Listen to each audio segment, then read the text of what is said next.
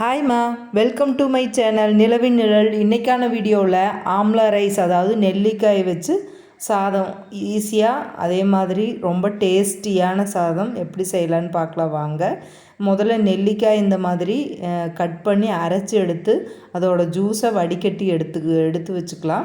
இது ரொம்ப ஹெல்த்தியானது, vitamin C இருக்கக்கூடியது, ஹெல்த்துக்கு ரொம்ப நல்லது. அதே மாதிரி வெயிட் லாஸ்க்கு உதவும், ஸ்கின்னுக்கு ஹேருக்கெல்லாம் ரொம்ப நல்லது. இந்த சாதம் செய்யலாம் வாங்க.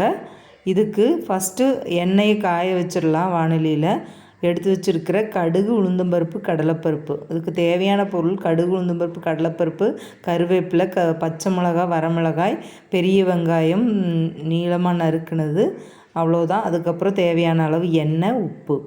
இப்போது தேவையானது எல்லாம் போட்டு வதக்கிட்டோம். வெங்காயம், பச்சை மிளகாய், வரமிளகாய், கருவேப்பிலை இதெல்லாம் போட்டு நல்லா வதக்கி விட்டுருங்க.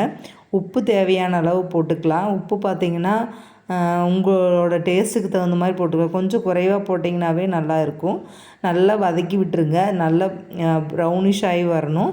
நல்லா ப்ரௌனிஷ் ஆனதுக்கப்புறமா ஒரே ஒரு ஸ்பூன் அளவுக்கு மஞ்சள் தூள் சிம்மில் வச்சுட்டு போடுங்க. ரொம்ப அதிகமாக கொதிக்க வச்சிங்கன்னா மஞ்சள் தூள் நல்லா இருக்காது. ஸோ சிம்மில் வச்சுட்டு நல்லா இது பண்ணதுக்கப்புறமா, வணங்கினதுக்கப்புறமா ஆம்லா ஜூஸை ஊற்றி அப்போவே ஆஃப் பண்ணி விட்டுடலாம். கிளறி விட்டு அப்போவே ஆஃப் பண்ணி விட்டுடலாம். இப்போது சாதம் தனியாக ஆற வச்சுருக்கிற சாதத்தோடு நாம் இப்போ ரெடி பண்ணி வச்சுருக்கிற அந்த ஆம்லாவோட வதக்கலை எடுத்து உள்ளே கொட்டி நல்லா கிளறி விட்டுடலாம். சாதம் கொஞ்சம் குழையாமல் இருந்ததுன்னா இந்த ரைஸ்க்கு சூப்பராக இருக்கும். போட்டு கிளறிட்டு இந்த டைம்லேயே உப்பு சரி பார்த்துக்கலாம். இது சூப்பரான டிஷ் ரெடி ஆயிடுச்சு. வாங்க சாப்பிடலாம்.